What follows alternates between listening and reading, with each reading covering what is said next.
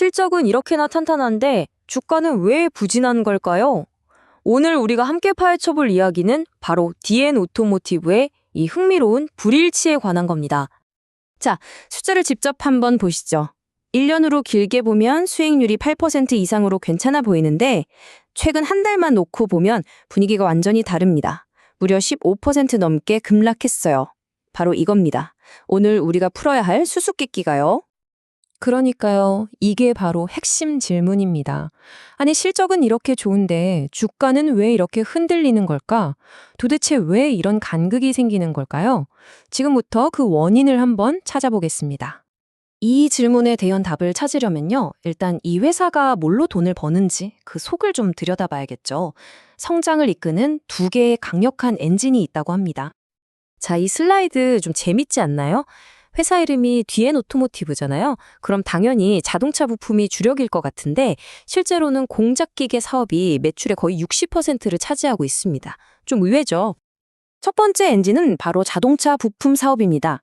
핵심 제품인 이 방진 시스템, VMS라고 하는데요. 이걸로 영업이익률이 9.6%나 나옵니다. 엄청나죠? 근데 더 대단한 건 우리가 흔히 생각하는 국내 부품사들과는 완전히 다르다는 겁니다. 현대기아차 그룹에 대한 매출이 전혀 없어요. 대신 스텔란티스, GM, BMW 같은 쟁쟁한 글로벌 회사들이 고객사입니다. 굉장히 안정적인 구조라고 할 수 있죠.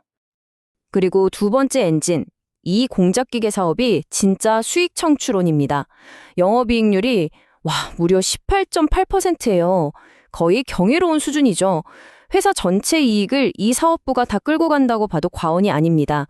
심지어 기존 자동차 산업을 넘어서 항공, 방산 분야로 고객을 넓히고 있고요.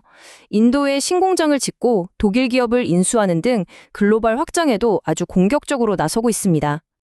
이렇게 강력한 두 개의 엔진을 가지고 있으니까 DN 오토모티브는 국내 다른 자동차 부품사들하고는 결이 좀 다를 수밖에 없겠죠. 그럼 이 회사만의 독보적인 경쟁 우위가 뭔지 한번 파고들어 보겠습니다. 그럼 자연스럽게 궁금해지죠. 아니, 어떻게 동종업계 다른 회사들을 뛰어넘는 이런 높은 수익을 낼 수 있는 걸까요? 그 비결이 뭘까요? 바로 이 그래프가 그 답을 명확히 보여줍니다. 보세요. DN 오토모티브 자동차 부품 사업의 영업이익률 9.6%, 국내 산업 평균인 7.3%를 훌쩍 뛰어넘죠. 이게 바로 글로벌 고객 다변화의 힘이라고 볼 수 있습니다. 그러니까 이게 핵심입니다. 대부분의 국내 부품사들은 아시겠지만 현대 기아차 그룹에 대한 의존도가 굉장히 높잖아요. 그런데 DN 오토모티브는 GM, BMW, 스텔란티스 이렇게 글로벌 고객 포트폴리오가 아주 탄탄해요. 특정 그룹 하나가 흔들려도 전체가 휘청이지 않는 그런 안정적인 구조를 갖춘 거죠. 그래서 이 모든 걸 종합했을 때 나오는 이 숫자, 바로 15.2%. 이게 2024년 회사 전체의 예상 영업이익률입니다. 15.2%? 이 정도면 이 회사가 얼마나 튼튼한지를 보여주는 아주 강력한 신호라고 할 수 있겠습니다. 물론 이렇게 좋은 얘기만 있을 순 없겠죠. 세상에 리스크 없는 사업은 없으니까요. 그럼 이 회사가 마주한 잠재적인 글로벌 리스크는 뭐가 있을지 그것도 함께 짚어보겠습니다. 특히 요즘같이 글로벌 무역 환경이 불안할 때 가장 먼저 걱정되는 게 바로 무역 정책, 특히 관세 문제 아니겠어요? DN 오토모티브는 미국의 잠재적인 관세 리스크에 어떻게 대비하고 있을까요? 다행히 여기에 대한 대비책은 있는 것 같습니다. 주력 제품인 이 VMS 부품의 경우엔 미국 정부의 보조금 정책 덕분에 관세 충격을 상당 부분 막을 수 있을 걸로 보이고요. 배터리 사업부는 상대적으로 노출이 좀 크긴 한데 이쪽은 또 곧 다가올 겨울 성수기가 긍정적인 요인으로 작용할 전망입니다.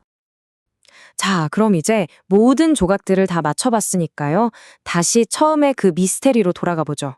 이 회사의 본질적인 가치와 현재 시장의 주가, 그 사이의 관계를 한번 따져보겠습니다.